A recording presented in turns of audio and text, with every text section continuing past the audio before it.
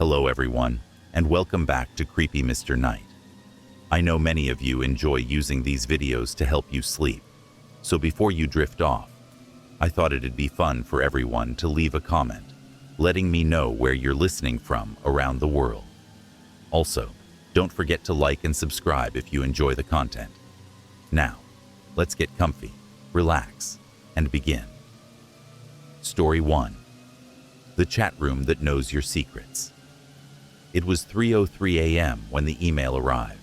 The time, oddly specific, unsettling, seemed deliberate, almost like a summons. The subject line was blunt. Your invitation to the blackened vault. No greeting, no signature, just a link, a password field, and a cryptic sentence. Welcome to the blackened vault. What you will find here can change your life. Your deepest secrets await you. The names of the recipients were not strangers. Each of them had been chosen by a force they didn't understand. The email found them all at a crossroads, moments where they were most vulnerable, most susceptible to whatever this invitation promised. Maya, a once promising psychologist who had been consumed by her own brokenness after the tragic loss of her younger sister, read the message with a heavy heart. Jax, a mechanic with a military past he'd buried so deeply that even he had forgotten its true weight, clenched his fists as the notification flashed before him. Lena, a woman whose entire life had been shattered after a murder conviction that followed a nightmarish incident, felt her stomach twist as she saw the email. And Gabe, successful, revered, wealthy, saw it as an opportunity, a mystery he could dissect and control. Curiosity won out, and each of them clicked the link. Each one was immediately drawn into the chat room, its name blacked out against an empty, minimalist interface. The chat room was like no other place they had ever encountered. The screen was pitch black, the text a cold, bright white. Their usernames appeared at the top: Maya, Jax, Lena, Gabe. But there was no introduction, no direction. Only a blinking cursor and silence. Then, suddenly, a new username appeared. The Gatekeeper. Welcome to the Blackened Vault, a message read. You have all been chosen for what you are about to endure. Your darkest secrets will be revealed. You may leave anytime, but not without consequence. They exchanged uneasy glances, but no one spoke. The atmosphere was stifling, an unseen pressure hanging over them. Maya shifted in her seat, her fingers hovering over the keyboard, as if unsure whether she should respond. Then it came. Maya, tell Jax what you saw the night of your sister's accident. The words appeared in cold, stark text, and Maya's blood ran cold. It was impossible. She had never told anyone about that night. Not Jax, not anyone, not even her therapist. Her sister's death, the way it happened, it was still too raw, too painful to share. She had buried it, and yet, this mysterious force knew. Jax spoke first, his words a sharp interruption. This has to be a prank, right? Someone's messing with us. There's no way. But the Gatekeeper interrupted. Maya, tell him now. You know the truth. Maya's throat closed up. She was on the verge of typing, but the words would not come. The screen flickered again. Maya, you have 1 minute to confess. If you do not, something will happen. The seconds ticked by in agonizing silence. Sweat beaded on Maya's brow as her fingers finally moved, typing words she never thought she would admit. I saw her standing in the street. I was supposed to stop her from going out, but I didn't. I let her walk into the street. I could have stopped her. As soon as she hit send, the chat room went dark. A second passed, then 2. Finally, the Gatekeeper responded. Good. Confession is the first step. Now, you are free to continue. Next. The hours passed in a blur. One by one, the Gatekeeper exposed the others' secrets. one more horrific than the last. Jax's hidden trauma from his time as a soldier, Lena's repressed memories of the night her brother died, the truth about the murder she never committed but still felt guilty for, and Gabe, the billionaire, hiding the fact that he was responsible for the death of his former business partner. Each of them had skeletons in their closet, but the gatekeeper had a way of pulling them out into the light, making them face their sins head-on. Gabe, the tech mogul, had tried to shut down the program, searching the chat for clues, for ways to break free from the dark virtual prison they were trapped in. But it was no use. Every time he attempted to disconnect, the chat room came alive again, stronger, more persistent. The group was lost in the web of revelations, each feeling the suffocating weight of their darkest moments, now public. Then, it came for Lena. Lena, tell us about your brother, the one you killed. Lena froze. The chat room was eerily silent. She had been expecting it. There was no way to hide from it. No, she typed quickly. I didn't kill him. I swear, I didn't. But the words on the screen came again. Lena, tell them about the night you stabbed your brother. Lena's hands trembled as she clutched her keyboard. She knew exactly what the gatekeeper was referring to. The night everything fell apart. Her brother had been abusive, and one night, after years of torment, they had fought. She had lashed out in self-defense, stabbing him in the heat of the moment. She hadn't meant to kill him, but she had, and the guilt had gnawed at her ever since. The truth, once buried, was now front and center. Her message came trembling, typed out in the most painful honesty she'd ever known. I didn't mean to. It was an accident, but I killed him. I know I did. The screen paused before flickering to black once again. The gatekeeper's voice broke the silence. Confession is good for the soul, but now the real game begins. As the revelations continued, a chilling message appeared in the chat room. One of you will die tonight. The words sent a cold shiver down each participant's spine. They had all been exposed, but this was something else. They had believed the chat room was a strange, twisted game, something to manipulate their emotions, to toy with them. But now the stakes were deadly serious. You must confess your final sin, the one you've hidden from even yourself. If you fail, someone will die. Each of them hesitated, unsure of what the gatekeeper truly meant. Who was the next victim? Would it be one of them, or someone else? The rules of this game were unclear, but one thing was certain. They were being watched. Every move they made was being scrutinized. And then, it happened. A notification flashed on Maya's screen. Maya, you are no longer part of this game. You failed to confess the final sin. The consequences are severe. Before anyone could react, Maya's profile blinked out of existence. In her place, a chilling message appeared on the screen. Maya is dead. Confession is the price of freedom. The group was left in shock. Was Maya's death real, or was this just another twisted ploy by the gatekeeper? They couldn't be sure, but the messages didn't stop. Maya's death is only the beginning. One by one, the secrets will be exposed. No one is safe. If you want to survive, you must confront your past. Jax, Gabe, and Lena were consumed by dread as the chat room buzzed with new messages. The screen began flashing cryptic words, almost like a countdown. Time was running out. The atmosphere grew darker. With each passing minute, they felt more like rats trapped in a maze, with no way out. Then came the next message. Your next test begins. You must trust no one. Someone here is lying. They all looked at each other, wondering who would be the next target. Who among them would betray the others? The clock was ticking, The clock ticked, each second dragging out the tension as the group of survivors continued to grapple with the impossibility of their situation. With Maya's death still hanging over them, the atmosphere in the chat room grew even more oppressive. The silence felt louder, their own thoughts louder still.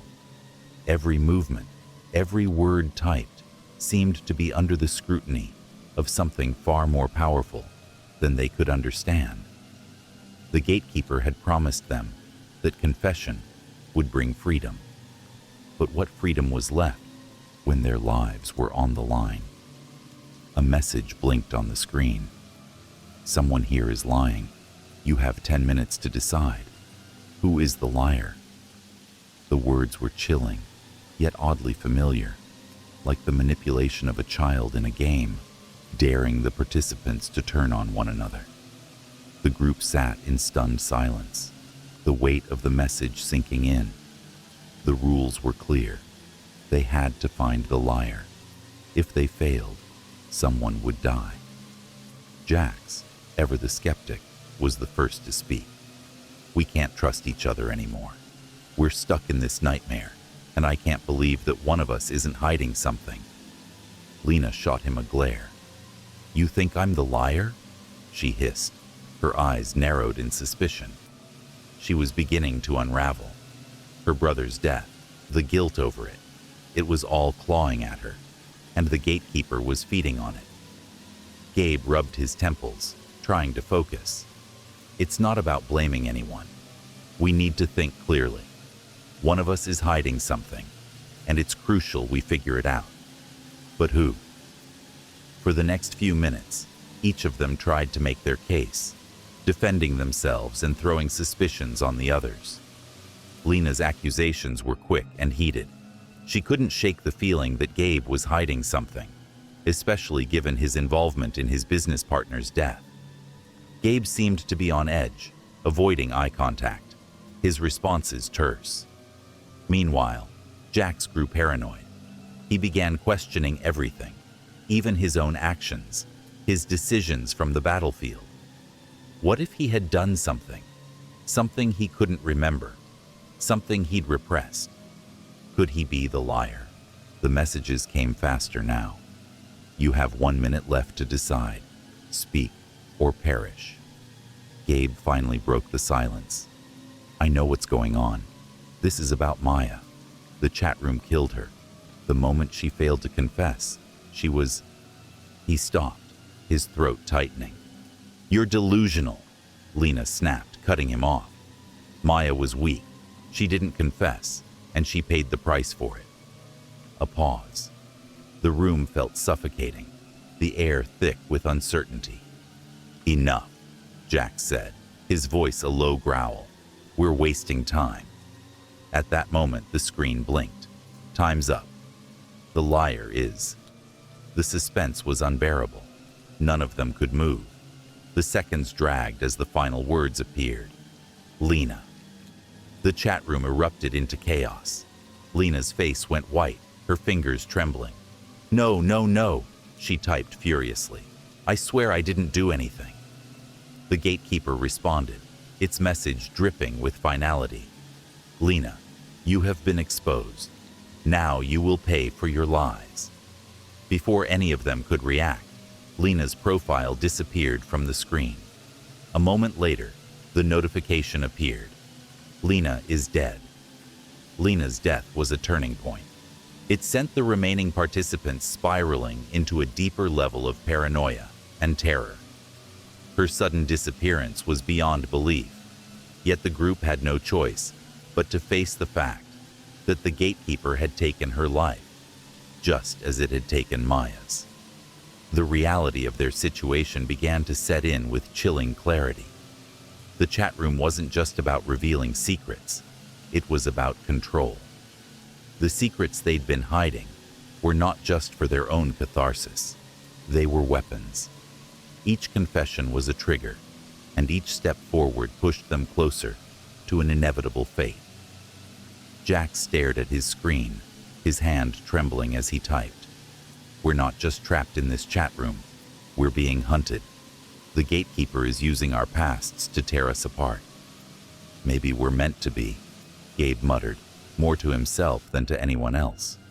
Maybe we're all just victims of our own sins. But Jax wasn't listening. Number, I'm not dying here. The group was no longer functioning as a team. They were isolated, each consumed by their own fears, their own guilt. Every keystroke felt like it could be their last. And then, the next message appeared. Jax, you have 10 minutes to confess what you did to your squad in the war. If you fail, you will be next. Jax froze. His heart hammered in his chest. He had been expecting this moment, yet he wasn't ready. He had buried the memories deep, behind layers of denial. But they were there, lurking in the recesses of his mind, waiting for the right moment to claw their way back to the surface. His mind raced. The things he had done, the decisions he had made under fire. Those were his secrets, his war crimes, his choices that haunted him to this day. There were men who had died under his command, men he hadn't been able to save. And then, there was the one man he couldn't forget. The soldier he had been forced to leave behind when they retreated from the battlefield. Jax's fingers hovered over the keyboard. He knew what was coming. He knew he had no choice. I left him, he typed, his hands shaking. We were pinned down. He was wounded. I couldn't carry him. I left him there. The chat room fell silent. Then, the gatekeeper responded. Confession accepted. Jax lives for now. Jax's confession bought him a few more hours of life. But the reprieve was short-lived. The rules of the game had changed. Now, the remaining survivors weren't just trying to stay alive. They were racing against time, against the gatekeeper's ever-tightening grip. Gabe was the next target. His secrets, while less obvious, were no less damning. His involvement in the corporate conspiracy that led to the death of his business partner weighed on him heavily. The betrayal, the lies, the manipulation, it had been all for power. And now, the gatekeeper was demanding the truth. Gabe, confess your role in the death of your partner. Gabe had lived with that guilt for years. He knew the weight of the secret better than anyone. Yet, he hesitated. To confess would be to expose everything. It would destroy the empire he had built, his reputation, his life. But what was his life worth now? Was the power he had amassed worth the price of his soul? Finally, his fingers found the keys. I killed him, Gabe typed, his voice low and resigned. I made sure he died. He was going to expose me. I couldn't let that happen. The chat room was silent. The response came a moment later. Gabe, you have confessed. But this is not enough. A chill ran down Gabe's spine. He had confessed, and yet, something was wrong. The game had shifted once again. The gatekeeper's message appeared, followed by the final horrifying command. The last test awaits. One of you must die to escape. The other will be free. The final moment arrived. Jax and Gabe were left in the chat room, each haunted by their past, each struggling with the burden of their confession. But there was something more, something neither of them could have anticipated. As the last words from the gatekeeper flashed on the screen, both men realized the truth. The gatekeeper wasn't just a being. It wasn't even just a program. It was a manifestation of their collective guilt. The sins they carried, the burdens they hid, had created it. And in the final moments, the gatekeeper offered them a choice. One must die, and the other will be free. The choice is yours. But there was no choice. Not really. In the end, it was Gabe who made the decision. He knew the guilt would never leave him. He knew that if he lived, the weight of his sins would destroy him. Gabe typed his final message. I choose death. Let Jax live. The screen flickered, and Gabe's profile disappeared, just like the others. Jax was left alone in the chat room. The screen flickered, and the words appeared. Jax, you have been freed. You are the last survivor. You may leave the vault. But as Jax clicked the link to exit, he couldn't help but wonder, was the freedom worth it? Had the gatekeeper truly been defeated? Or was this just another trick? As he stared at the empty screen, one final message flashed. There is always a price. And with that, Jax was left to live with the truth. No one truly escapes their past. Introduction to Max Carter. Max Carter had lived a life behind the lens of his camera. A solitary existence by choice. He was a street photographer who believed that beauty was in the unnoticed moments. From cracked sidewalks to fleeting glances, Max spent his days roaming the city streets with his camera. The buzz of the crowds didn't disturb him. In fact, he found their busy lives fascinating. He'd always been more of an observer than a participant in the world around him. Though Max's work earned praise from critics, he remained indifferent to fame. He wasn't looking for acclaim. He wanted to capture truth. His photographs spoke for themselves. He wanted the viewer to see the world as he did, honest, raw, and unpolished. On a typical autumn evening, Max stood at the intersection of Fifth and Oak, camera in hand. It had been an unremarkable day. The light was fading, the city beginning to settle into its evening rhythm. He had missed a few shots of people crossing the street, so he started looking for something new. That's when he saw the man. The mysterious man. The stranger was standing just off the sidewalk, his face obscured by a wide-brimmed hat and dark sunglasses, though it wasn't the hat that caught Max's attention. It was the posture, the way the man stood. His body was angled strangely, one arm bent, the other slightly outstretched. The man seemed to be waiting for something, his gaze fixed on the street ahead, but there was a stillness to his form, like he was frozen in time. Max instinctively brought his camera to his face, his fingers finding the perfect settings without hesitation. He snapped a shot, then another. The man never moved. There was something unnatural about the scene, but Max chalked it up to the odd way people sometimes stand when they're lost in thought. He moved on, deciding to head home for the night, not thinking much more of it. After all, Max had seen strange things in the city before. The next day, the following morning, Max woke up to an unsettling text message from a friend in the news business. Did you hear? The guy in your photo from last night was found dead. They say he was posed the same way he was in your picture. Creepy, right? Max's blood ran cold as he checked his camera roll. Sure enough, the man in the photo was lying in the exact same position in the police report photos that followed. His arm was outstretched, his head tilted. He was found dead in an alley not far from where Max had taken the shot. A chill crept up Max's spine, a gnawing sense of unease. The strange coincidence planted a seed of doubt in his mind, and he couldn't shake it. It felt too calculated, too precise. What were the odds? Max needed answers, visiting the scene. Max couldn't ignore the pull. He grabbed his camera and set off toward the alley where the body had been discovered, his mind racing. The city streets that had once seemed so ordinary now felt menacing.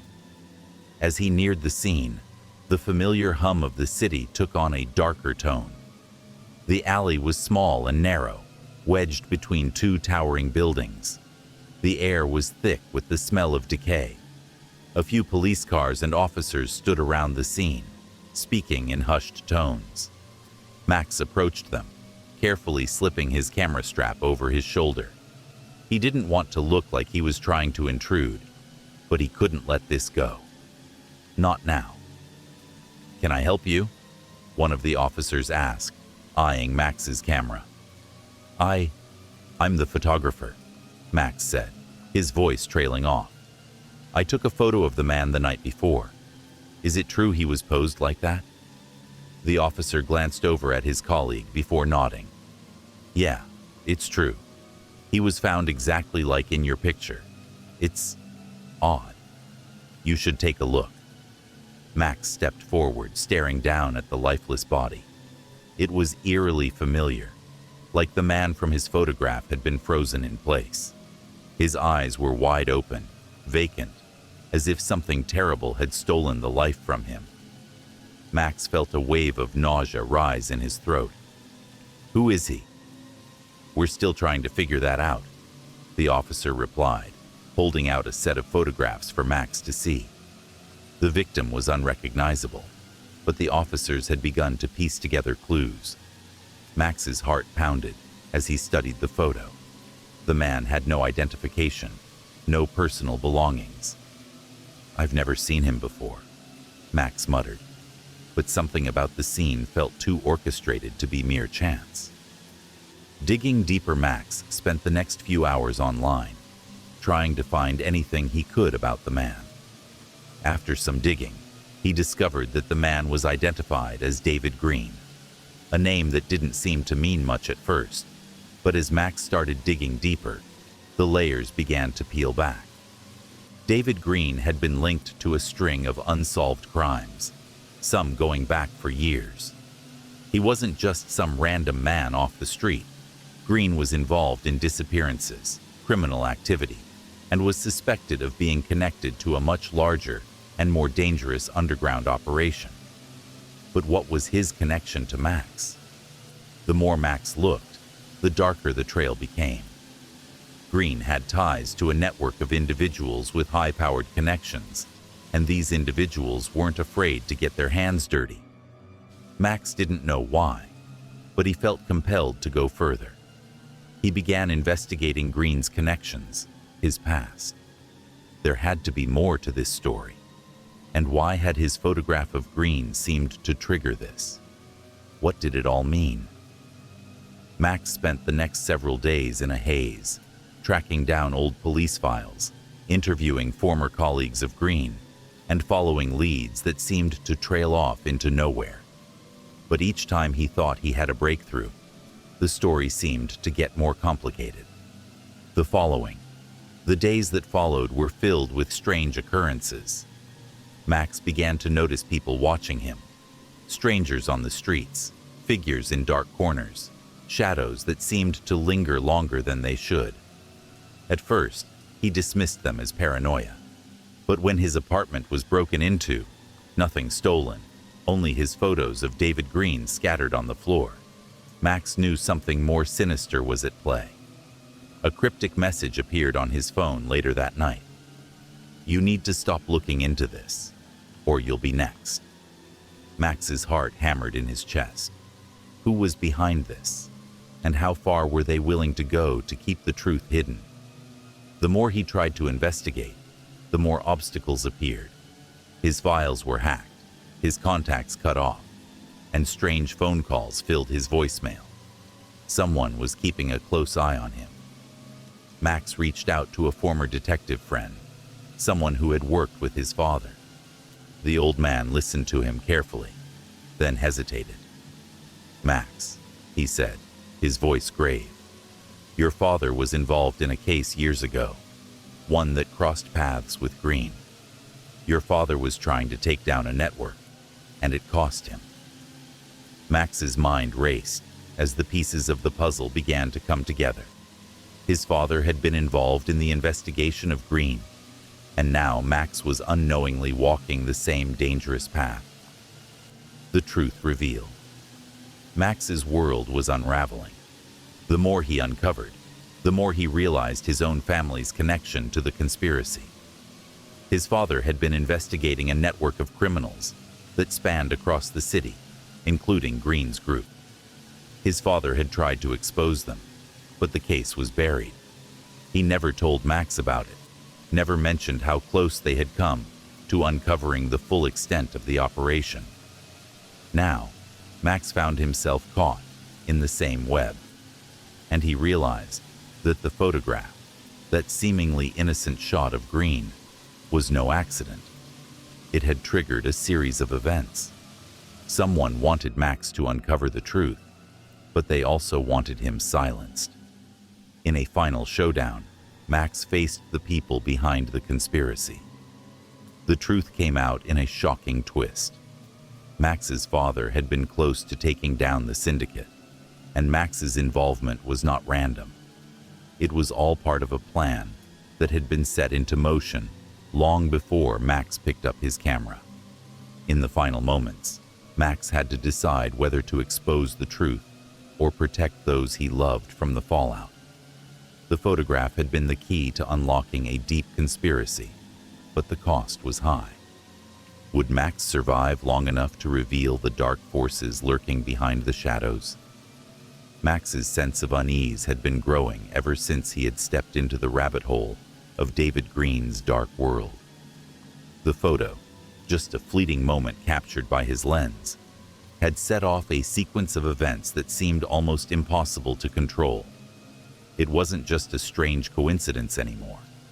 Max was being watched. He had no doubt of that. At first, it was subtle, an unfamiliar face lingering in the background as he walked down the street, a black sedan parked across the block, just a little too long. But as the days passed, the feeling of being hunted became more tangible, more inescapable. Max would glance over his shoulder, only to find someone, or sometimes no one, staring back at him from the crowd. He couldn't shake the feeling that he was being followed, even when he took the long way home or diverted through side streets. Every time he turned, his heart would race. The constant sense of dread became suffocating. Then, it happened. The break-in Max had just returned home after another long, fruitless search. The more he investigated Green's ties, the less clear things became. It was like 100 locked doors leading to other locked doors. Every attempt to find an answer was thwarted by dead ends, threats, and increasingly hostile encounters. Max had begun to feel like he was suffocating under the weight of it all. As he unlocked the door to his apartment that evening, something immediately felt wrong.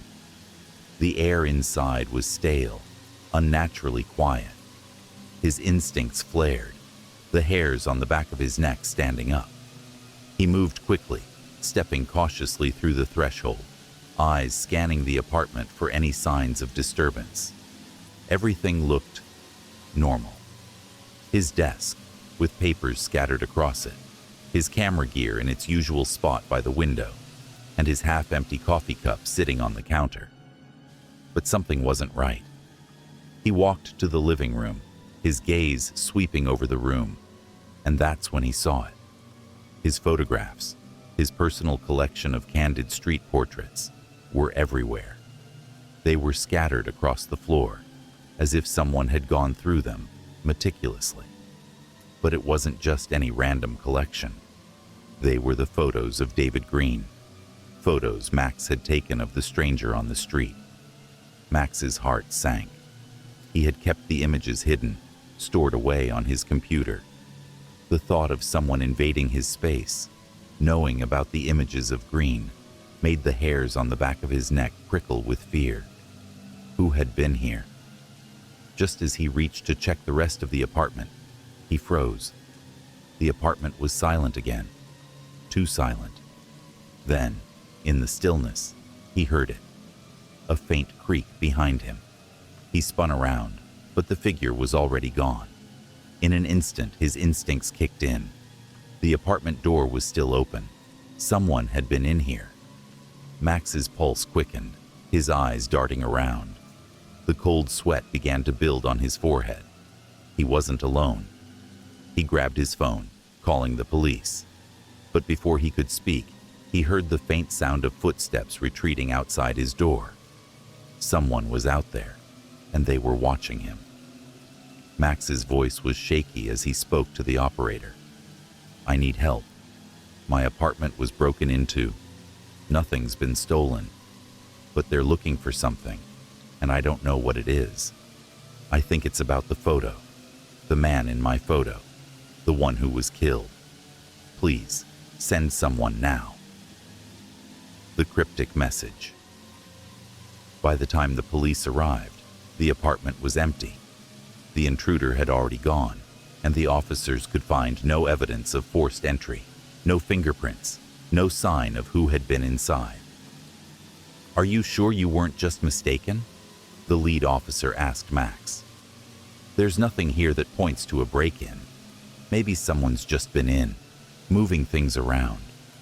You should probably double-check your locks and make sure you didn't leave something out." Max was irate. "I know what I saw. Someone was in here. They went through my personal photos, specifically the ones I took of that man, David Green. There's no way this is a coincidence." The officer simply nodded. "We'll take note of your report. But to be honest, I don't think anyone's going to be able to help you on this one. You might want to lay low for a bit."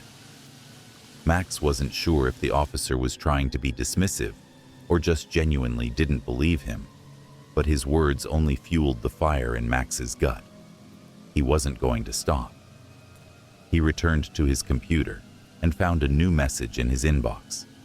It was from an anonymous sender, the subject line reading, "Stop looking into this." Max's hands trembled as he clicked the message open. "If you know what's good for you, you'll stop searching for the answers. This isn't just a photograph, Max. You've gotten too close. You'll be next if you don't stop. Do what you need to do to protect yourself. Your father knew the risks. Now you're facing them." The message ended with a chilling piece of advice. "You've crossed a line that can't be undone." Max stared at the screen, his blood running cold. The reference to his father, to the investigation his father had once been involved in, sent a shock through his entire body. He felt trapped.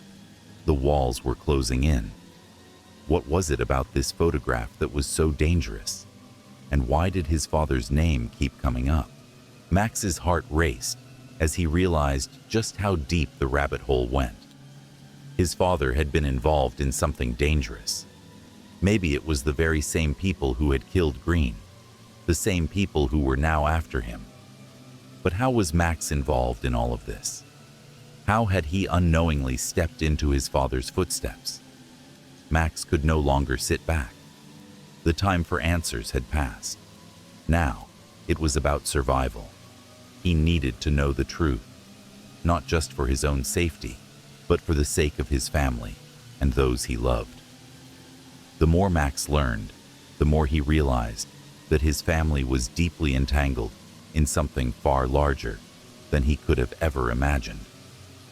The more he uncovered about Green's ties to organized crime, the more connections he found that stretched to some of the most powerful people in the city. A web of corruption that went to the highest echelons of power. His father, once a promising detective, had uncovered this network years ago, but had been forced into silence. Max began to put the pieces together. The photograph, the odd pose of Green, his death, the cryptic messages, were all part of something planned long before Max had ever raised his camera. It wasn't an accident that he had taken that shot. His father had known something, and Max's photography had unknowingly set in motion the chain of events that had led to Green's death. Max now had one final lead, an underground meeting taking place in an abandoned warehouse on the outskirts of the city. This was where everything would come to a head. The confrontation. Max arrived at the warehouse, his nerves on edge. His entire body was on high alert. He knew he was walking into danger, but there was no turning back. Inside, shadowy figures gathered, their conversations a low murmur. The air was thick with tension. As Max stepped forward, he was greeted by a familiar face, a former associate of his father's. This man, a key player in the corrupt syndicate, had been working with Green all along, and now He was holding the strings. "You've been digging, Max," the man said, his voice low and threatening. "Your father should have known better than to get involved. And now, look where we are. You, just like him, are in over your head." Max didn't back down. "I know what you've done. I know what this whole thing was about. You've been hiding the truth for years. But it's over. You can't silence me." A smirk curled at the corners of the man's mouth. "You're right about one thing. This is over. But not for you. For you, this is just the beginning. The photograph was your invitation into this world. Now, you'll learn what happens when you become part of the story." Max lunged forward, adrenaline surging through his veins. The truth was out, but it came at a cost. He fought to break free from the clutches of the syndicate, desperate to bring their operation to light. The struggle was intense, and in the final moments, Max realized that the man before him was more connected to his father's past than he could have ever imagined. In the end, Max's life was forever changed. The photograph, the mystery of David Green, his father's involvement, it was all connected. And now, the truth had been exposed, but the cost of it was steep. Max had faced betrayal, danger, and even death, but he had survived. The photograph that had unknowingly set everything into motion now hung in a place of honor, a reminder of the dangerous truth that had been buried for so long. Max had come to understand one thing. In the search for truth, one could find both clarity and destruction. But some truths, once uncovered, could never be undone. In the small, historically rich town of Greystone, the rhythm of life was predictable and comforting. The town had its routines, its traditions, and its steady pace that had changed little over the years. Located deep in the valley between two towering mountain ranges, Greystone was a quiet place where everyone knew everyone else's business and secrets were few. One sunny morning, a construction crew arrived in town to begin the renovation of the old town square. Among the structures scheduled for refurbishment was the clock tower, which had been in operation for over 100 years. The decision to renovate the clock tower had been made after the town's historical society uncovered old records that revealed how important the tower had been to Greystone's past. As workers began digging around the base of the tower, something unusual was discovered. A metal box, rusted with age, was found buried deep beneath the earth. The workers paused their work and gathered around the box, unsure of what it could be. Some thought it might be a time capsule, buried by previous generations with mementos of their time. However, this was no ordinary artifact. When the box was carefully pried open, everyone gathered around, drawn by the promise of discovering the past. What they found wasn't a typical assortment of items from years gone by. No coins, no letters, no old tools. Instead, they found hundreds of black and white photographs. The images were packed into the box, carefully organized in a sequence. The photographs showed scenes from Greystone's past, but something was terribly wrong. Some of the images depicted people, events, and places that no one in town recognized. Others were so detailed that they seemed to show the future, capturing incidents that hadn't happened yet. The town historian, Eleanor Graves, was called in immediately. She was a woman in her late 40s, with an extensive knowledge of Greystone's history and a sharp mind. As soon as Eleanor looked at the photographs, she felt a chill run through her. The people in the pictures were unfamiliar, but their expressions, especially their eyes, seemed too real. There was something deeply unsettling about them. Among the workers and townspeople, there was one figure who stood out, a young journalist named Jack Turner. He had been sent to Greystone on an unrelated assignment, but found himself caught up in the strange discovery. Jack was a skeptic, someone who prided himself on debunking myths and exposing hoaxes. But this was different. These photographs, with their mysterious aura, gnawed at his curiosity. The first photograph that caught Jack's attention was one that depicted a young girl, standing on a bridge that spanned the town's river. Her face was filled with sorrow, and she was clutching a small box in her hands. The image felt far too vivid, too emotionally charged, to be just a coincidence. "That girl," Eleanor whispered, her voice trembling. "She's not from Greystone. I've never seen her before." As the photos were passed around, the townspeople grew more uneasy. The images were unlike anything they had ever seen. In fact, they showed not the past, but the future, events yet to unfold in Greystone. Some of the photos were benign, like the picture of the town's annual fair, but others were darker, filled with ominous scenes, car accidents, fires, and even what appeared to be a murder. Eleanor and Jack made plans to investigate the photographs further. They would need to compare the images with historical records, talk to townspeople, and try to piece together how these photographs had come to be. As Eleanor and Jack pored over the photographs, the sense of dread grew stronger. The pictures depicted a series of catastrophic events, all of which had yet to occur in the town. There was one of the clock tower itself, but it was in flames, the flames licking at the sky as though the building was about to collapse. Another photo showed a terrifying scene at the local school, a deadly fire that would claim several lives. But the most chilling photograph of all showed a woman, her face frozen in terror, running through an alley at night. The image seemed to have been taken just moments before something terrible happened. Her clothes were familiar. She wore a red scarf, one that Margaret Wells, a well-known philanthropist in the town, had been wearing just that morning. Eleanor studied the photo of the woman closely. "This is Margaret Wells," she muttered. "But this photo, it's impossible." Jack felt a growing unease. "Do you think the photos could have been faked? Maybe some sort of elaborate prank?" "I don't know, Jack," Eleanor replied. "The level of detail in these photos, it's too precise, too realistic.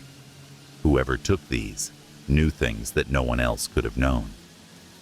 The investigation began in earnest. Eleanor and Jack started by interviewing townspeople. One by one, they asked about the various people depicted in the photographs. Strangely, no one recognized the faces in the photos, except for Margaret Wells. Everyone knew her, and she was a fixture of the town, loved by many for her charity work. It wasn't long before Eleanor received a call from the local fire department.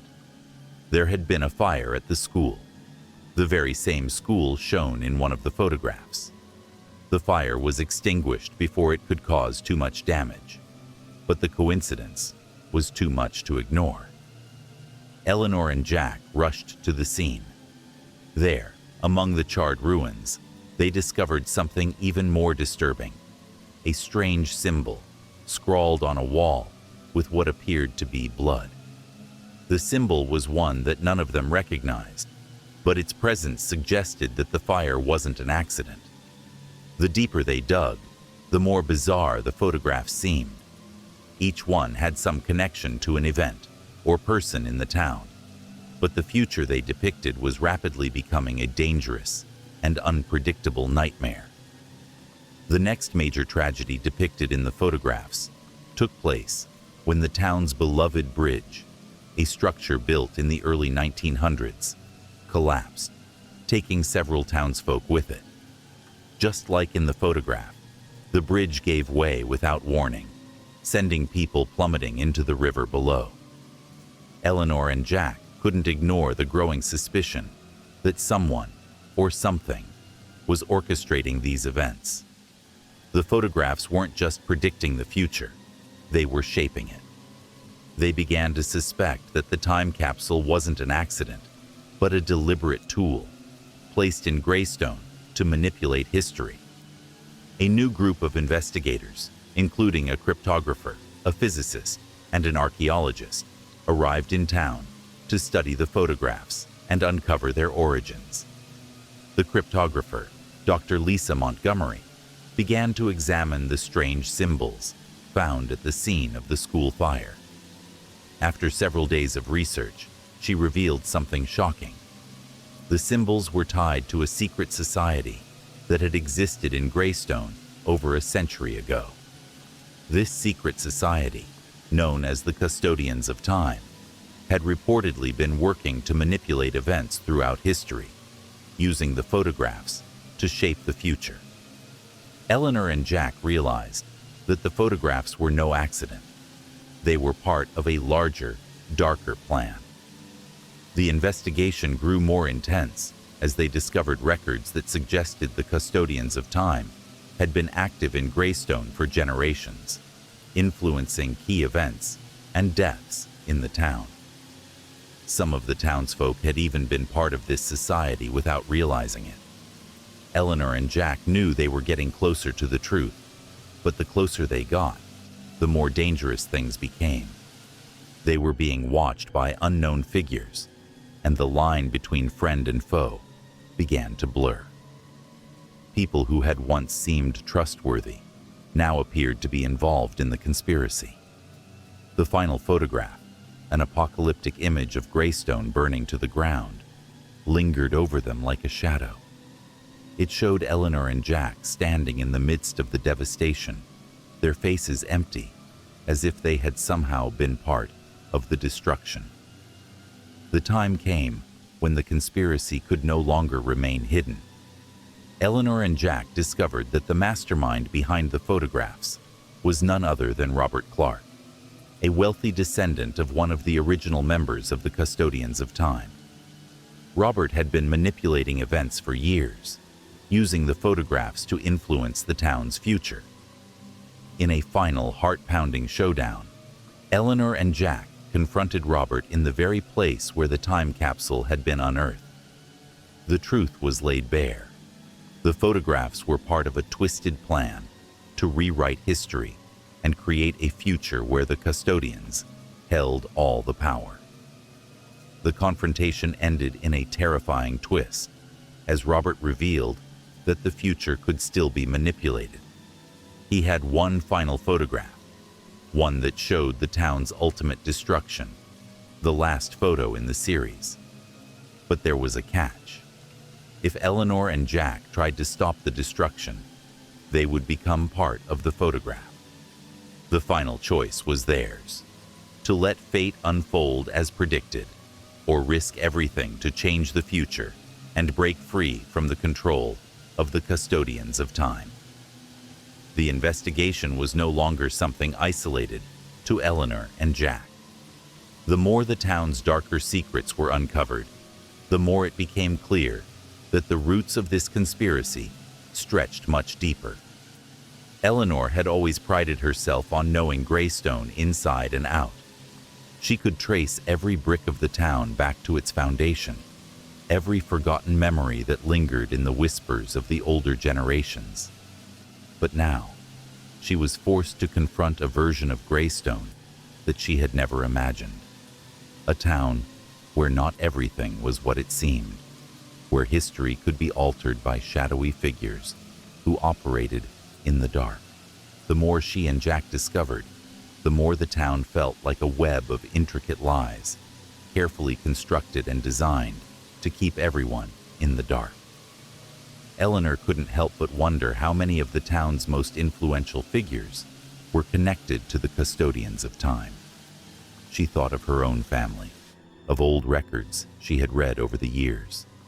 Was she unknowingly tied to this secret society? The investigation team grew restless. Each of them, Dr. Lisa Montgomery, the cryptographer, Marcus Ray, the physicist, and Daniel Cole, the archaeologist, had their own theories, but all of them were at a crossroads. They felt the weight of the mystery pushing down on them like a suffocating fog. Every discovery seemed to lead to another dead end, as if the very structure of Greystone was designed to conceal the truth. It wasn't just the photographs anymore. It was the town's history. The fabric of Greystone itself seemed to be woven with the threads of this long-forgotten secret society, the custodians of time. And the deeper they dug, the more they realized just how much the society had controlled. They weren't just manipulating the future through the photographs. They had been manipulating history itself. Dr. Montgomery, ever the skeptic, found herself intrigued by the strange symbols discovered at the scene of the fire. Symbols that didn't seem to belong to any known language. She had spent days poring over ancient texts and manuscripts, trying to decipher their meaning. After many long hours, she finally cracked the code. The symbols were part of a ritualistic language, one used by secret societies throughout history to manipulate time and space. "There's something more here," she said one evening, as she pored over her notes, her fingers trembling with excitement. "This isn't just about predicting the future, it's about controlling it." Jack, always quick to question anything that felt too fantastical, raised an eyebrow. "Are you saying they can change time itself?" "Not change it, Doctor," Montgomery replied, her eyes widening. "They've been manipulating events for centuries. The photographs, they're just a way to harness that power. Whoever controls the photographs controls the future. They've been influencing Greystone's fate for generations." Eleanor felt a chill as the pieces began to fall into place. She had always thought of the town as a place frozen in time, a small, quaint community, untouched by the world's troubles. But now she realized that Greystone's history had been carefully manipulated, each generation playing its part in a much larger and far more sinister game.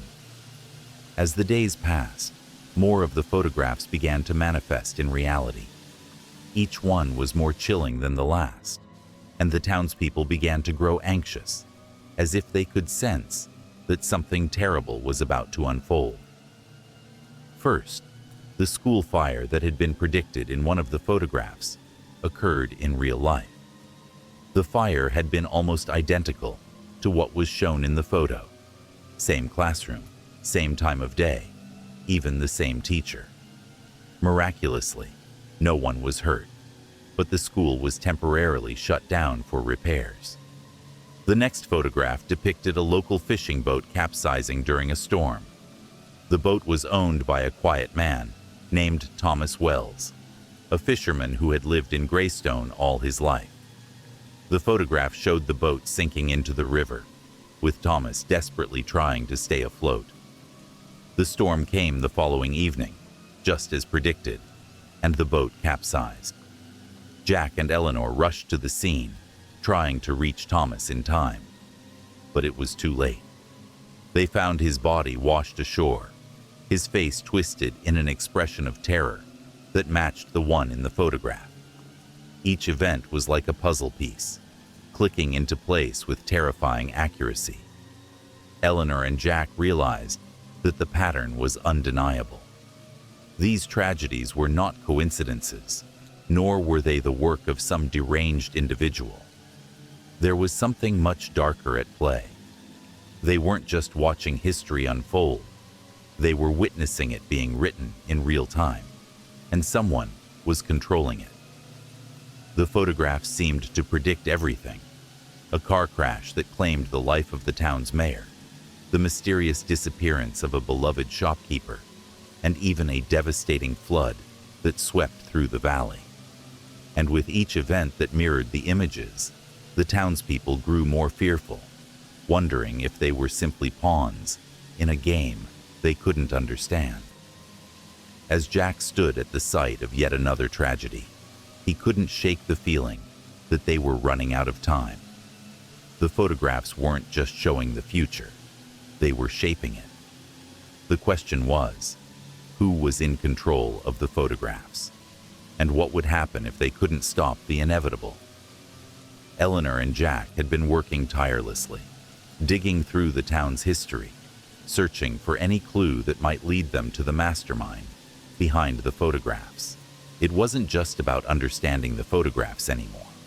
It was about finding the person who had planted them in the time capsule, the person who had orchestrated these events.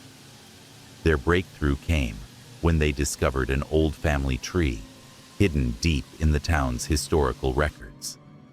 The tree traced the lineage of the custodians of time, revealing a name that sent chills down their spines: Robert Clark.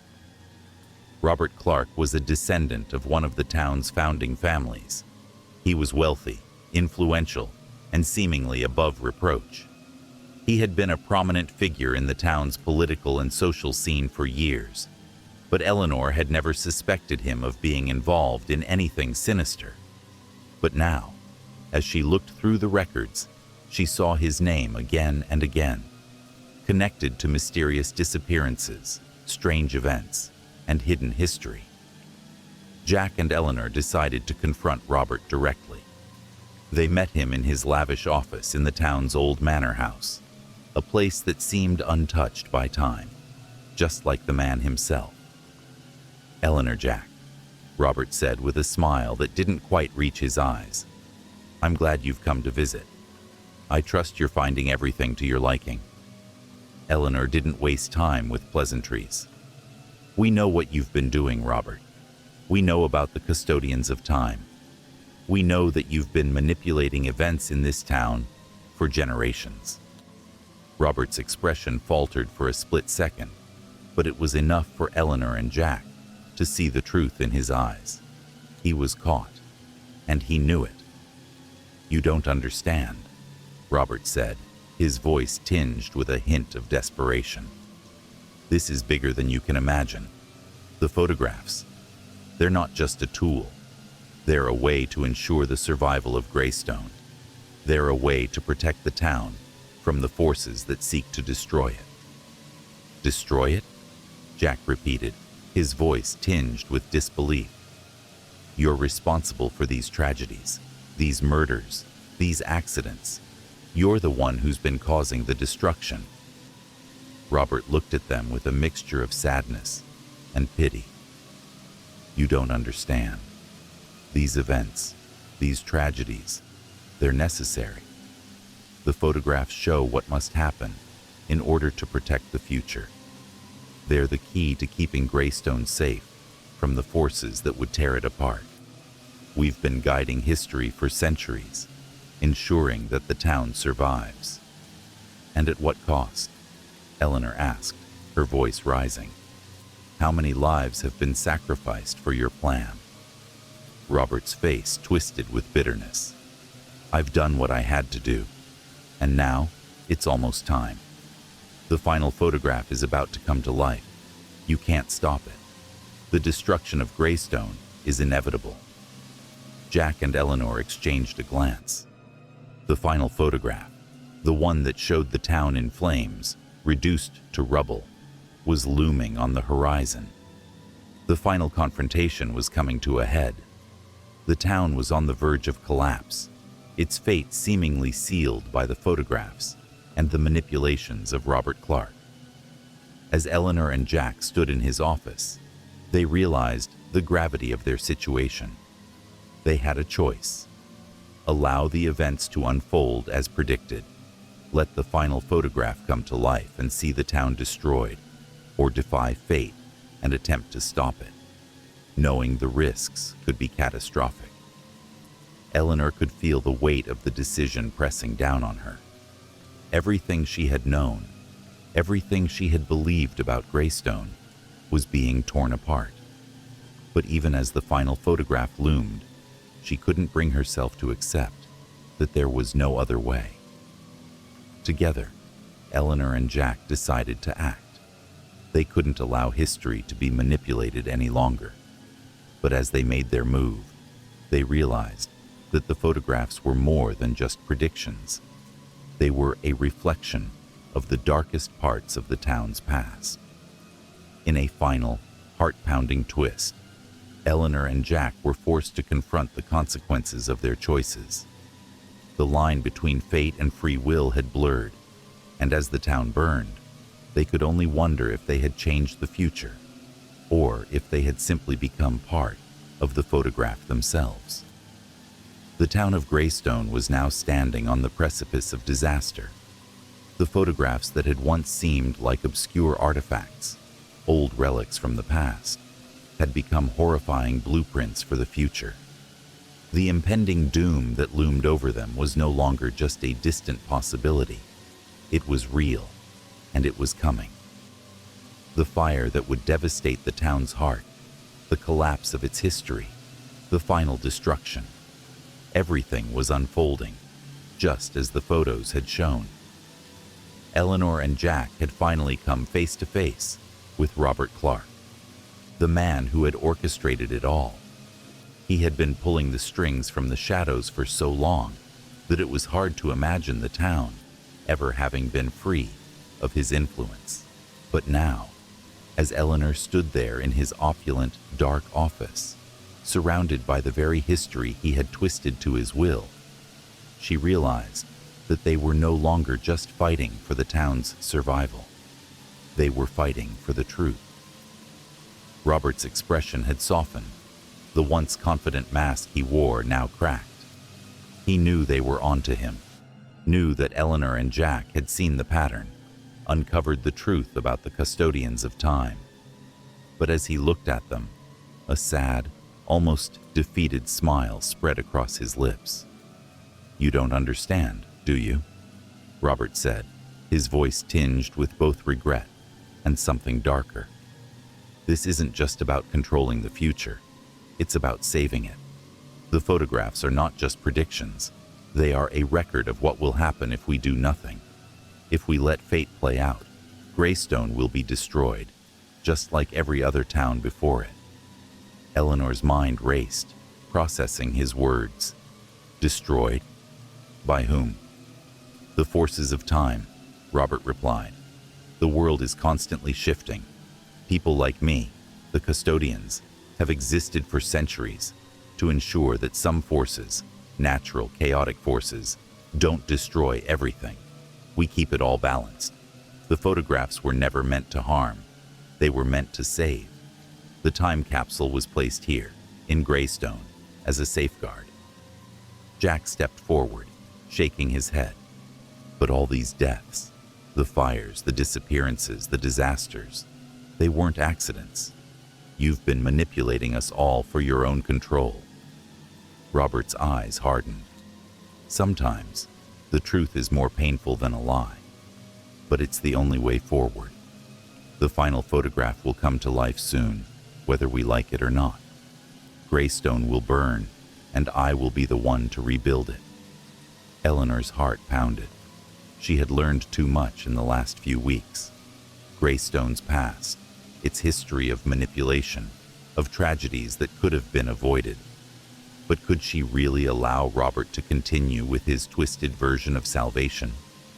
A part of her wanted to believe that there was another way, a way to stop the cycle of control and allow the future to unfold freely. "You don't have to do this," Eleanor said, her voice shaking with determination.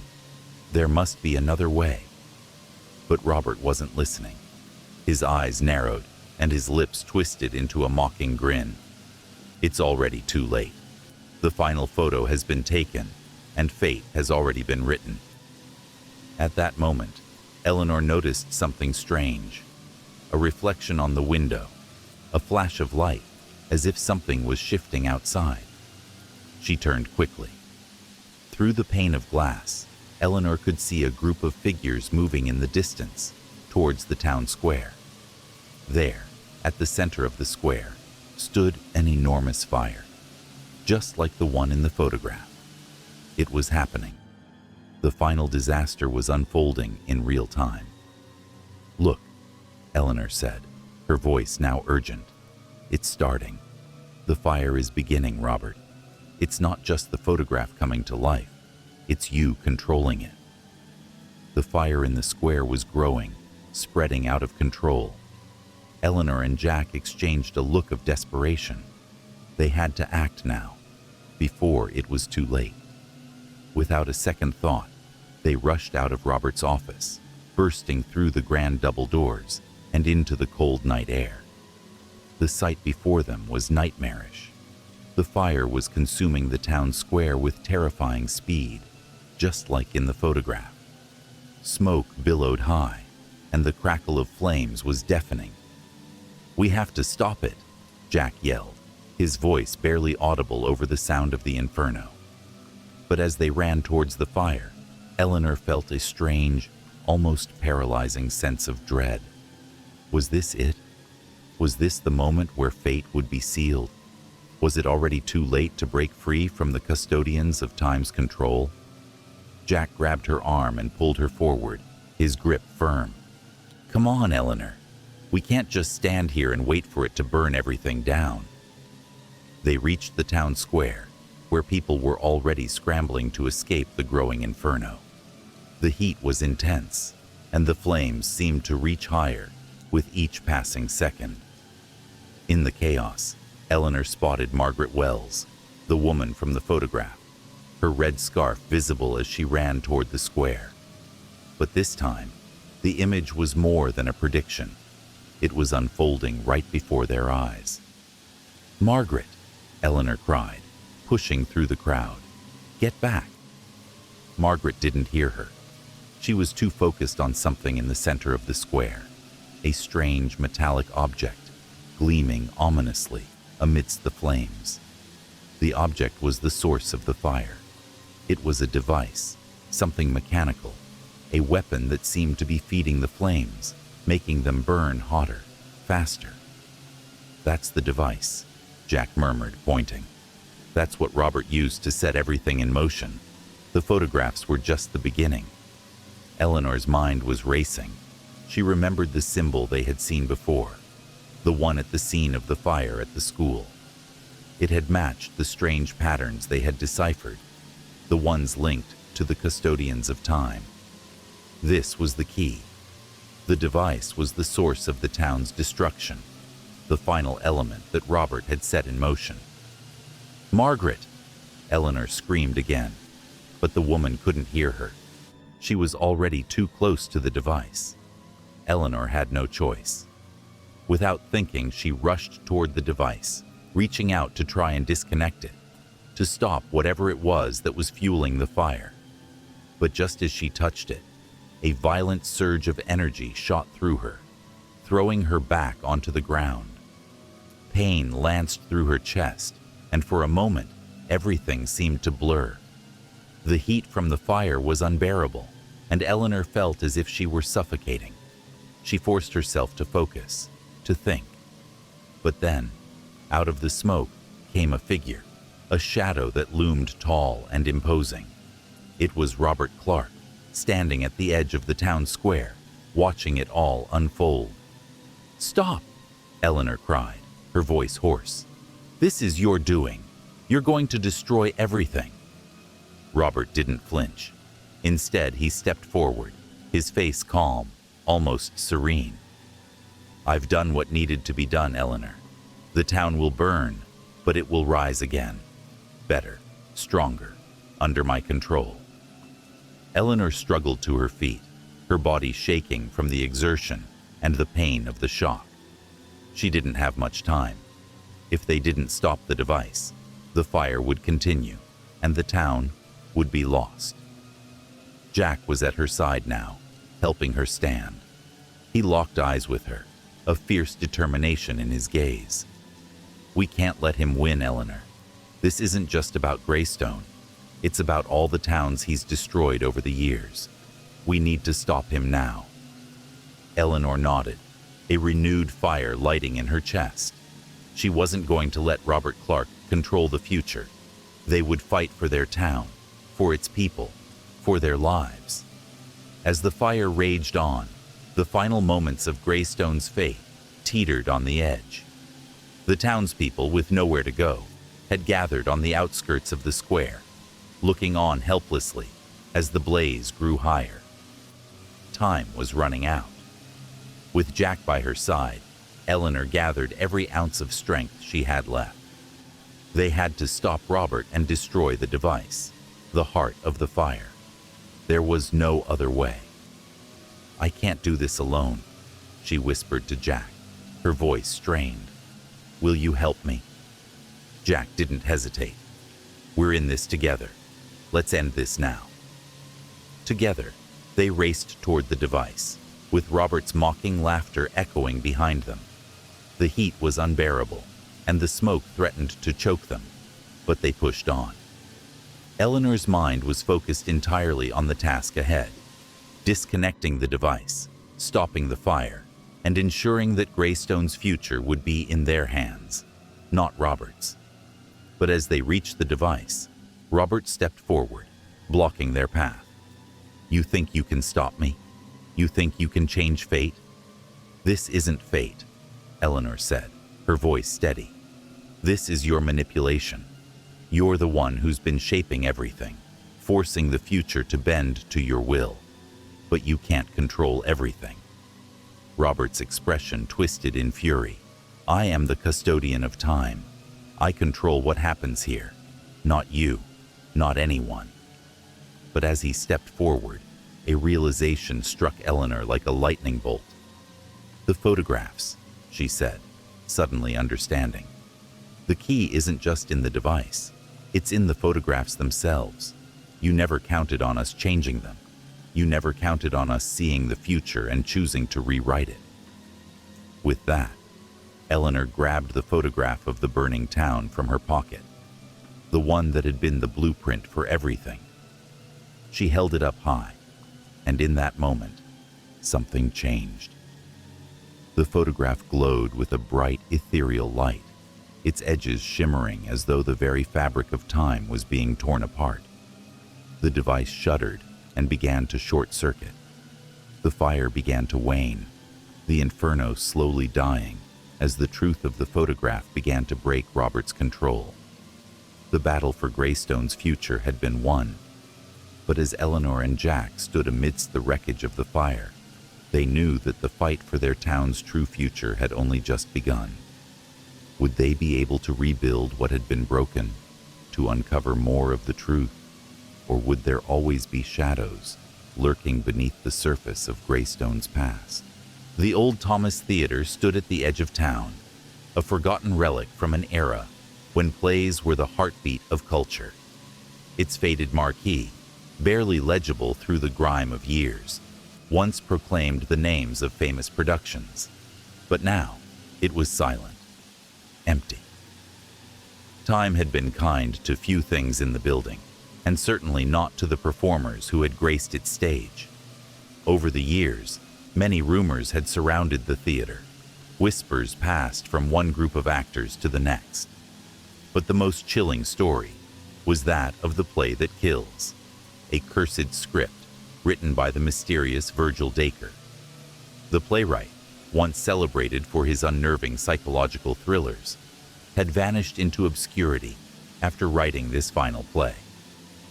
Rumor had it that any actor who performed it would meet a grisly, untimely death, each death more horrific than the last.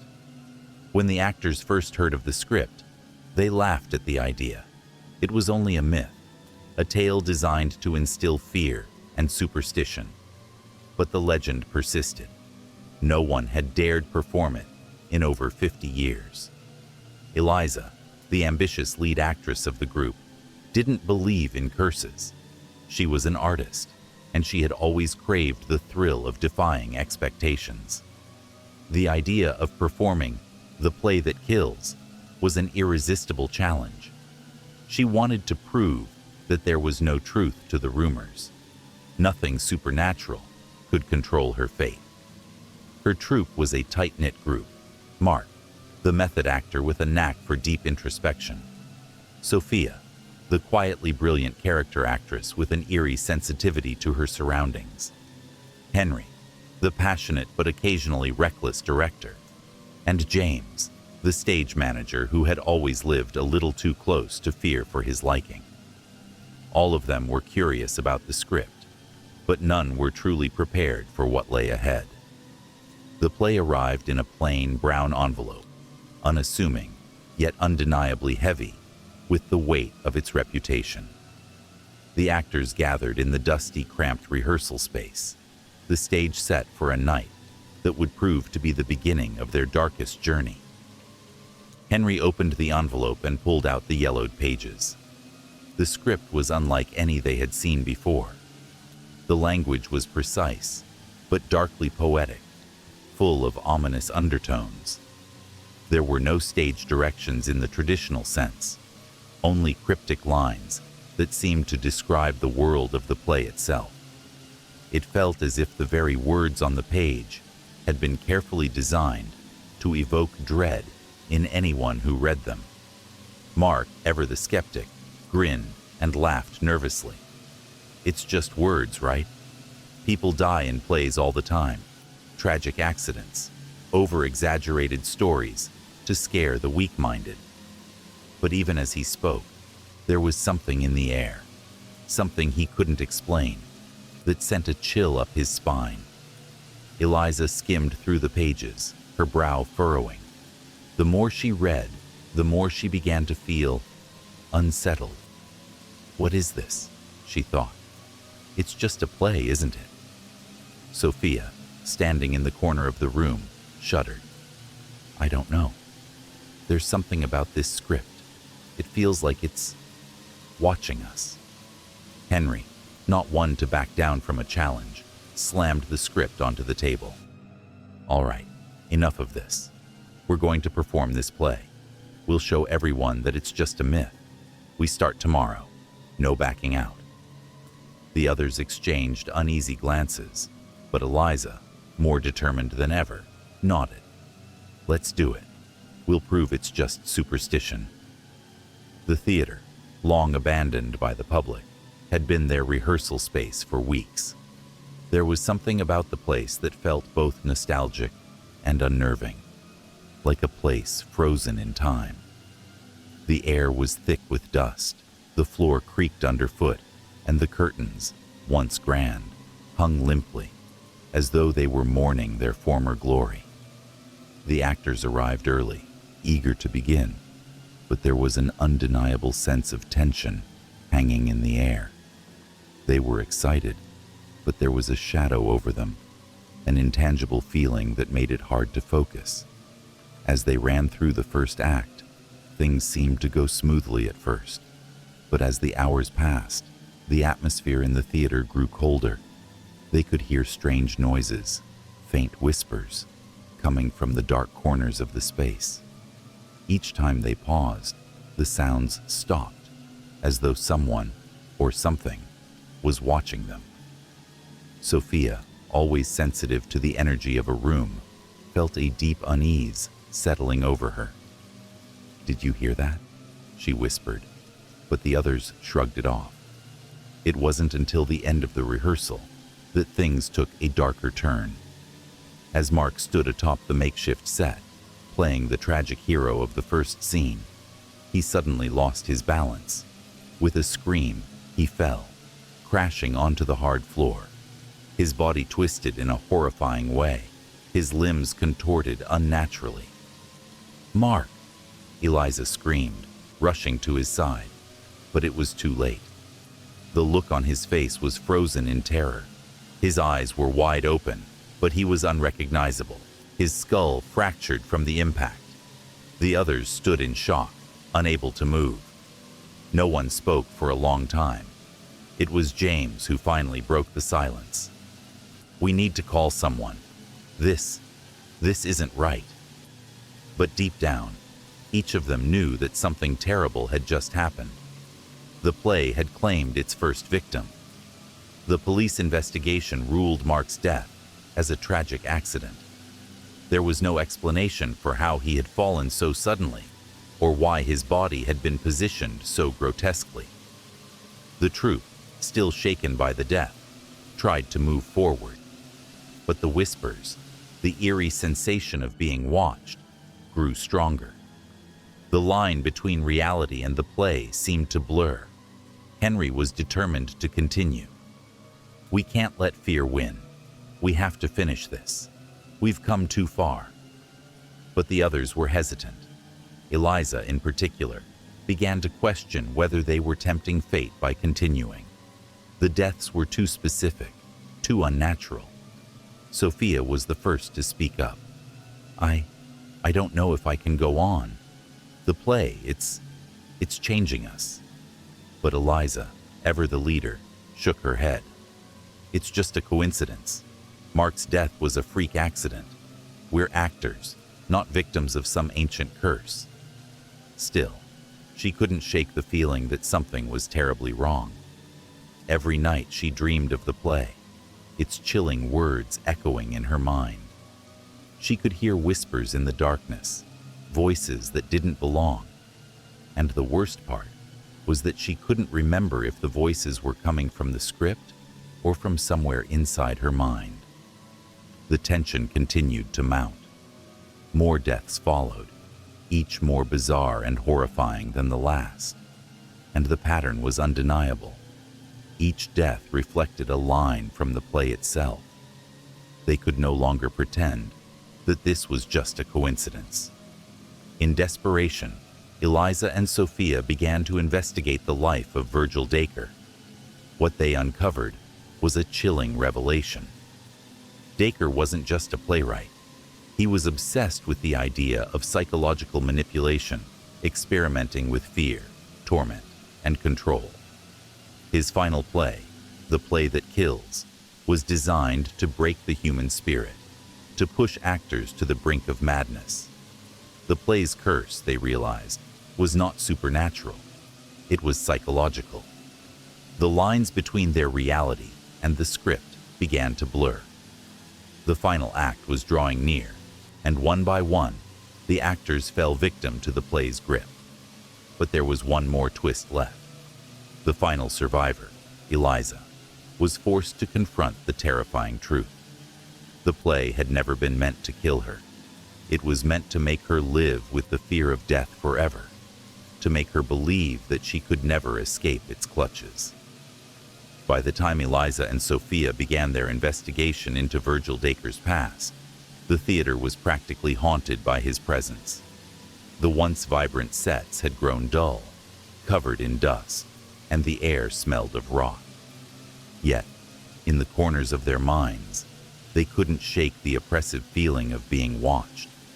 Something in that cursed space had begun to fester, and the tension between them was palpable. The two women spent hours sifting through old records, articles, and journals, piecing together the strange life of Virgil Dacre. What they found only deepened their dread. Dacre had started as a promising playwright in the early 20th century, praised for his innovative plays that pushed the boundaries of psychological terror. He was known for creating intense experiences that blurred the lines between actor and audience, reality and fiction. But as time went on, his works became increasingly disturbing until he isolated himself entirely, retreating from public life.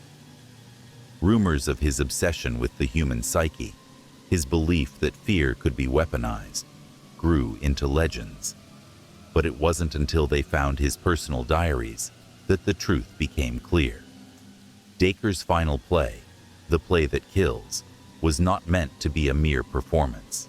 It was an experiment in human suffering, a blueprint to break actors down psychologically.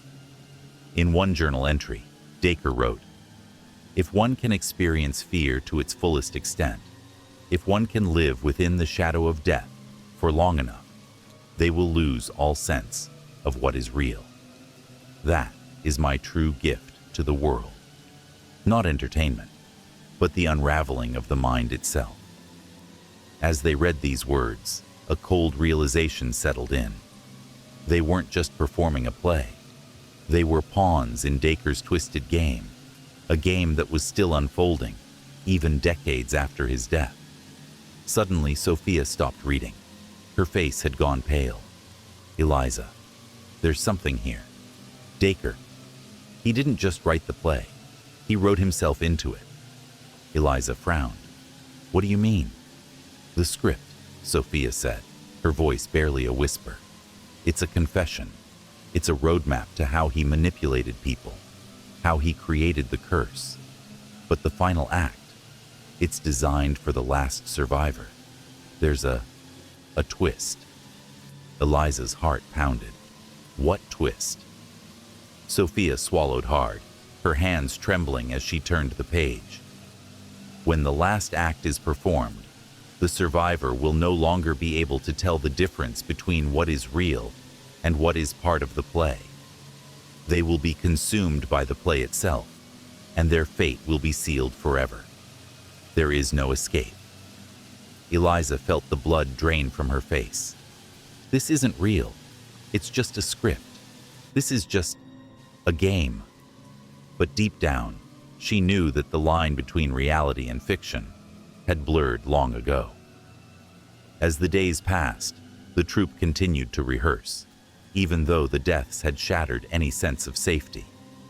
The remaining members were haunted, but none dared abandon the performance now. There was an unspoken understanding among them. To quit now would mean admitting that Dacre's curse was real. They gathered in the theater, their faces gaunt from sleepless nights, their minds clouded by fear. The air in the room was thick with tension as Henry called for another rehearsal. Despite everything, he still believed they could finish the play. "Let's just get through this," he said, his voice tight with nerves. "We need to push through. We'll finish it, and then it's over." They began. But it was as if the very theater was conspiring against them. The stage lights flickered incessantly, casting odd, shifting shadows that seemed to move on their own. The whispers grew louder, echoing around the walls, though there was no one else present. Halfway through the scene, Sophia froze mid-line, her eyes widening with terror. She took a step backward, then another.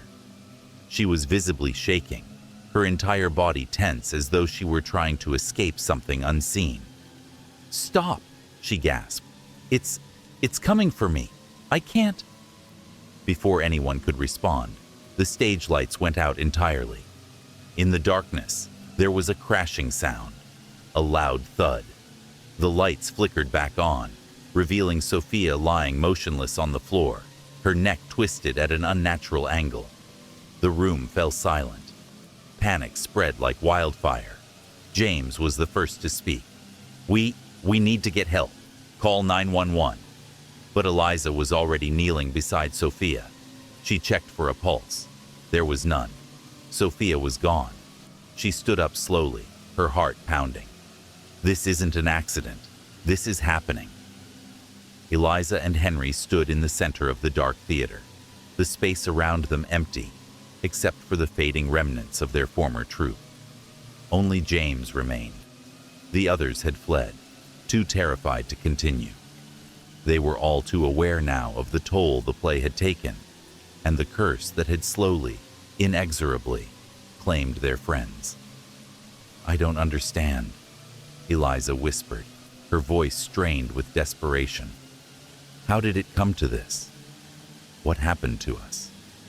Henry's face was drawn and pale. He seemed more a shell of the confident director he once was. The play is real. It's inside us. We've been playing right into it all along. I should have never pushed forward."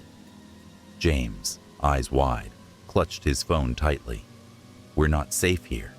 This place, the play, it's affecting us. We need to leave."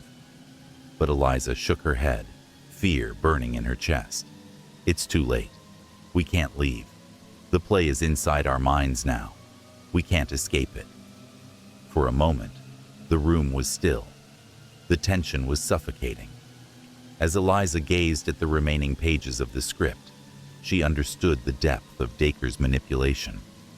The final act, her act, was a twisted reflection of her own fear. The play had driven her to the edge, but it had also given her the power to confront it, to break free.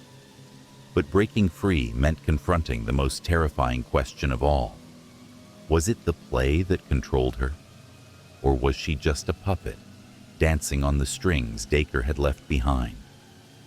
As she prepared to step into the final scene, a horrified realization gripped her. She had been chosen to carry on Dacre's twisted legacy. The stage was set for the final performance. The lines between the play and reality had dissolved completely. Eliza was no longer sure what was real, what was part of her mind, and what had been scripted. The lights dimmed. The stage was empty, save for her. She was alone, alone with the script, alone with the final words. Her fingers trembled as she spoke the final lines. The curse that kills is not in the script. It is in the mind, and the mind is eternal. For a moment, the air around her thickened, like a tightening noose. She felt her heartbeat quicken, the oppressive weight of the theater pressing down on her. Then, a whisper in her ear. Escape is an illusion. You were never meant to leave. The stage seemed to pulse with life, and Eliza's world went black. It said that the play lives on, forever searching for new actors to twist and torment. The legend of the play that kills does not end. For those brave enough or foolish enough to attempt it, the curse awaits. As for Eliza, some say she escaped. Others whisper that she is still in the theater, trapped in the twisted web of Dacre's play, doomed to perform it forever. Eliza woke up in the darkness, her body aching, her breath ragged. The cold air of the theater enveloped her like a shroud, and she could barely make out the faint outlines of the stage before her. Her heart pounded violently, as though the blood in her veins was trying to flee her body. She tried to move, but the weight of the air around her kept her in place, forcing her to stay in the stillness, as if the theater itself was holding her captive. The memory of what had just happened was blurry, distant. It was as though the boundaries between the real world and the play had begun to dissolve, leaving her unsure of what was truly happening. She had been performing the final scene. The whispers, the suffocating sensation of being trapped. Had it all been real, or had she imagined it? Was she still alive? Was this the play, or was this the end? A voice broke through the silence, and Eliza stiffened, her body freezing. It was familiar, but twisted, distorted by fear. Eliza. It came from the shadows, a whisper that seemed to seep from the walls. She turned quickly, her eyes scanning the theater, but there was no one there. "Mark?" she called out, the name slipping from her lips before she could stop it. Was it him? Her heart ached with the memory of his death, his mangled body lying on the floor in the dim light of their rehearsal space. She couldn't forget the look in his eyes, wide with terror, his last breath a quiet plea for mercy that had gone unanswered. "Eliza." The voice called again, this time louder, more insistent. "Who's there?" she demanded, standing up shakily, trying to ignore the dread that coiled in her stomach. "Show yourself." A shadow moved in the distance, a dark figure at the far side of the stage. It shifted in the dim light, like a living thing, swaying and rippling with each flicker of the overhead bulbs. Then, like smoke dissipating in the air, it was gone. She stumbled forward, trying to make sense of what was happening. She thought she saw the outline of Henry standing by the stage, his face obscured by darkness. But when she reached out to touch him, the figure evaporated into the nothingness. "Eliza."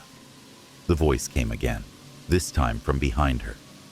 Whipping around, her eyes darted across the room, but there was no one there. Nothing but the creeping sense of terror closing in. "This isn't real. This isn't real." The words echoed in her mind, over and over again. She tried to convince herself, but deep inside, she knew it wasn't true. The play, this cursed play, was inside her now, The lines between reality and fiction had blurred beyond recognition. She forced herself to take a deep breath. Focus, Eliza. You have to focus. But it was no use. She could hear the whispers again, coming from every direction, swirling like the voices of the lost. They were the voices of the dead, her friends, her fellow actors, trapped in the play, unable to escape. Eliza's mind raced as she searched for an answer. What does it want from me? Despite the overwhelming sense of dread, Eliza knew she couldn't escape the theater. Not yet. The play was not finished. She had to play her part. There was no turning back now. By the time Henry returned to the theater the next day, it was as though nothing had changed. The curtains still hung in tatters. The set was as dilapidated as before, and the atmosphere was thick with unease. But Eliza noticed something different in Henry's eyes, something hollow. He had seen too much. He didn't speak when he entered the room. His eyes met Eliza's, and she could see the guilt written across his face, the way his shoulders slumped under an invisible weight. It was as if the play had already claimed him, and now he was just going through the motions. "We're not going to finish this," Eliza said, her voice low but firm. She couldn't stop herself. "This is insane, Henry. We can't keep going." Henry's lips curled into a sad, almost imperceptible smile. "It's already too late for that. You can't stop now, Eliza. Don't you see? The play is inside us. We're living it. You can't escape what's already begun. You can't escape the curse." His words hung in the air like a dark omen, suffocating any hope she had left. "Then why are we still here?" she asked, her voice shaky with the weight of despair. "Why do we keep coming back?" Henry stepped closer, his eyes haunted. "Because we have to finish it. All of us. Dacre, he's still watching us. The final act is for all of us.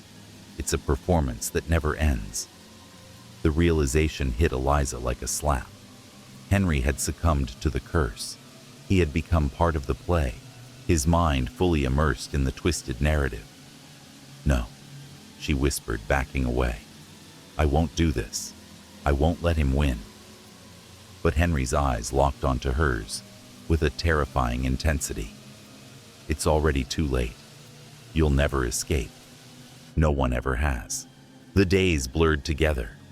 Every moment felt like a dream, like she was trapped in a never-ending nightmare. But something in Eliza's mind began to shift. As she wandered through the haunted corridors of the theater, there were moments, fleeting glimpses of clarity, when she realized that the true curse was not the play itself. The curse was the mind's descent into madness. It was the manipulation, the fear, the helplessness. The play's grip was not supernatural. It was psychological, a slow erosion of the mind that Dacre had mastered.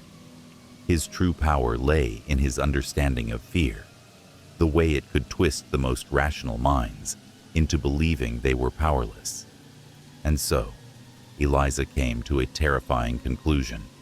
The play was a weapon, an invisible force that had shaped them all along. They had been conditioned to follow its pattern, to fall into the trap of its lines and its lies. The final act wasn't just about finishing the performance.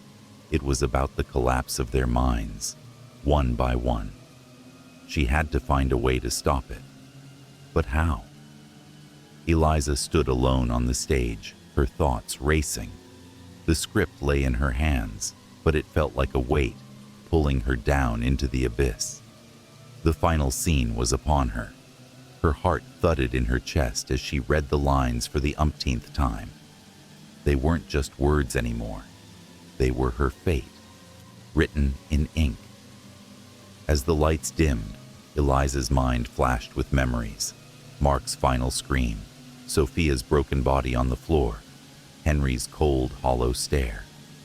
The voices grew louder, almost deafening, but Eliza forced herself to keep reading. And then, just as she spoke the final words of the play, The world around her shifted again. The theater vanished. She was no longer on the stage. She was somewhere else, somewhere dark, distant, and cold. The walls seemed to close in on her, and the air thickened with a heavy, suffocating presence. The whispers circled her like vultures. "You can't escape," they hissed, echoing in her ears. Her legs gave out beneath her, and she collapsed onto the floor. Panic surged within her chest, and her breath became ragged. I'm trapped. I'm trapped in the play forever. But then, something deep within her stirred, a flicker of defiance. The words of Dacre's script were still in her hands, but they no longer held power over her. She had learned the truth. The play could not control her if she no longer believed in its power. With trembling hands, Eliza tore the script in half, ripping it into shreds. The whispers grew louder, but she stood firm, her voice rising above the cacophony. No more. I am not a puppet. I will not be controlled. And then, in the stillness that followed, the theater was silent. Eliza woke in her own bed, the warmth of sunlight streaming through the curtains. The familiar, comforting sounds of the world outside reached her ears. For the first time in what felt like an eternity, she was free. The play, the curse, had been vanquished. She had torn it apart, broken its hold over her. She was alive. But as she sat up, Eliza realized something horrifying. The script was gone, but the play was still with her. It had always been with her, and perhaps, in some ways, it always would be. The story of the play that kills faded into legend, a terrifying tale whispered among theater folk. Some said Eliza had escaped, others that she had become another victim of the curse. But the truth remained uncertain, as it always had been. In the end, it didn't matter. The play lived on, in the minds of those who had witnessed its horrors, a haunting reminder of the power of fear, manipulation, and the mind. The days following the final confrontation in the theater felt like a dream, or perhaps a nightmare from which Eliza could never wake. The sunlight that streamed into her room each morning now felt like a mockery of her escape. There was peace on the outside, yes, but inside, a lingering unease gnawed at her. She was free. That much she knew. She had torn the script to pieces, faced the curse head-on, and survived. She should feel relief, but all she felt was empty. The theater had consumed her life for so long, and now that it was over, the silence felt deafening. The world outside the theater seemed unfamiliar, like a distant memory she couldn't fully grasp. Eliza wandered through the days in a haze. She went through the motions, ate, slept, and interacted with friends. But a part of her was still trapped in the theater, still feeling the presence of something waiting just beyond the edges of her consciousness. Every now and then, she would hear a whisper, soft, almost imperceptible. At first, she told herself it was just the remnants of her mind, damaged by the play. But the whispers persisted. They grew louder, like an echo from the theater. Eliza began to wonder, had the curse truly been broken, or had it followed her into the real world? One evening, as she sat in her apartment, trying to read a book to distract herself, the whisper came again. This time, it was different. It was unmistakably clear. The voice was faint, but distinct. Eliza. Her breath caught in her throat, and she stood up quickly, her chair scraping loudly against the floor. She looked around the room, her heart racing. It wasn't her imagination. It was real. She knew it now. "Who's there?" she whispered, her voice trembling. But there was no answer. Her pulse quickened as the air in the room seemed to thicken, as though the very atmosphere was constricting around her. She felt a cold chill crawl down her spine. "No," she murmured. This isn't happening. It can't be. Her mind raced. Had the curse truly been broken? Or was it possible that the play had always been more than just a performance? Had Dacre's twisted influence followed her into the world outside the theater? The sound of footsteps echoed faintly from the hallway outside her apartment. But when Eliza went to investigate, there was no one there. The building was quiet, eerily so. She felt the hairs on the back of her neck rise, the sensation of being watched overwhelming her. It was then that she noticed something strange. A piece of paper, yellowed and worn, lying on the floor by her front door. She hadn't noticed it before. Carefully, she picked it up, her fingers trembling as she unfolded it. It was a single page, a line from the script, the one she had torn to pieces all those months ago. The play never ends. It merely waits for the next act. Her stomach dropped. The words were familiar, but they didn't belong here. She had burned the script. She had destroyed every last page. Had it followed her? Her fingers trembled as she slowly lowered the paper, staring at it in disbelief. The words seemed to be taunting her. Then, a cold voice broke through her thoughts. "Do you think you've escaped, Eliza?" She spun around, heart hammering in her chest. In the doorway stood a figure, a silhouette shrouded in shadow, but unmistakably human. "Eliza," the voice repeated, its tone dripping with something dark, something sinister. It was Henry, but it couldn't be. Henry had died. She had seen his body, his final expression frozen in terror. "Henry?" she gasped, her mind racing. But he didn't respond, merely stepping forward, his eyes gleaming with an unnatural light. His expression was blank, as if he were no longer human. "I tried to warn you," the figure of Henry murmured, his voice soft but chilling. "There is no escape. The play owns you. It always will." The air around Eliza thickened. The room seemed to close in on her, and the whispers returned, louder this time, growing in intensity.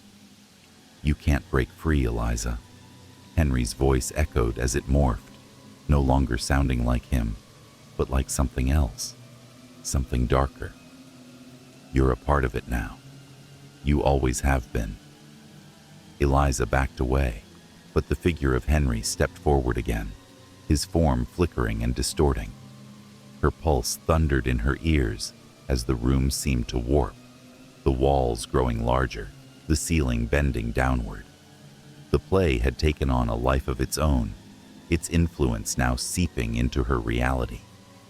"No, no, this isn't real," Eliza cried out, clutching her head in her hands, trying to block out the oppressive presence closing in around her. But it was no use.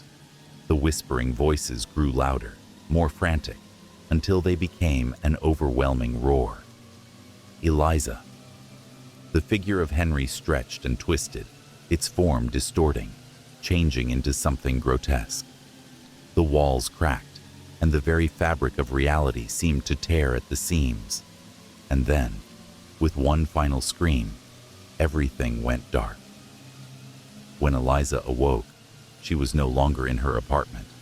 She was in the theater again. Her heart leapt into her throat as she sat up, her breath quick and shallow. She recognized the familiar sets, the dusty curtains, the moldy wooden stage beneath her. But this wasn't the place she had been before. This place was different now. It felt alive. She tried to stand, but her legs gave way beneath her. Her body felt like it was made of lead, as though she had been drained of all strength. "Eliza." The whisper came again. This time it wasn't just in her head. It was the voice of Virgil Dacre, a voice that filled the entire theater, a voice that seemed to come from every corner, every shadow. "Eliza, welcome back," he said, his tone mocking, yet somehow soothing. "You can never leave. The play, it has you now." Terror gripped her as she realized what was happening. She hadn't escaped the play at all. The play had just been waiting for her to return. There was no escape from Dacre's influence. The curse wasn't in the script. It was in the mind. It was in her. And now, the play was taking its final, irrevocable hold. As the lights flickered on around her, she heard the familiar sounds of a full audience. Audience members she couldn't see, but who were somehow always present. She could feel their eyes on her, their gaze heavy, expectant. "Eliza," Dacre's voice whispered again, "your final act has begun." With that, the doors of the theater slammed shut. As the stage lights came up, Eliza realized she had no choice but to perform. There were no exits. The only way out was through the play. But even then, she understood. The play wasn't just for the audience, it was for her. She was the final act, and she had been playing her part all along. In the distance, she saw the shadowy figures of her fellow actors, their eyes empty, their bodies twisted in unnatural ways. Mark, Sophia, Henry, they were all here, trapped like her, forever caught in the play. And then, Eliza understood. The play didn't just kill, it consumed. It consumed their minds, their souls, turning them into mere shadows of their former selves. There was no escape. There was only the performance. The audience clapped, and Eliza knew that the cycle had begun again. The play that kills was not just a script, it was a reality. And in the end, it wasn't the actors who died. It was their minds.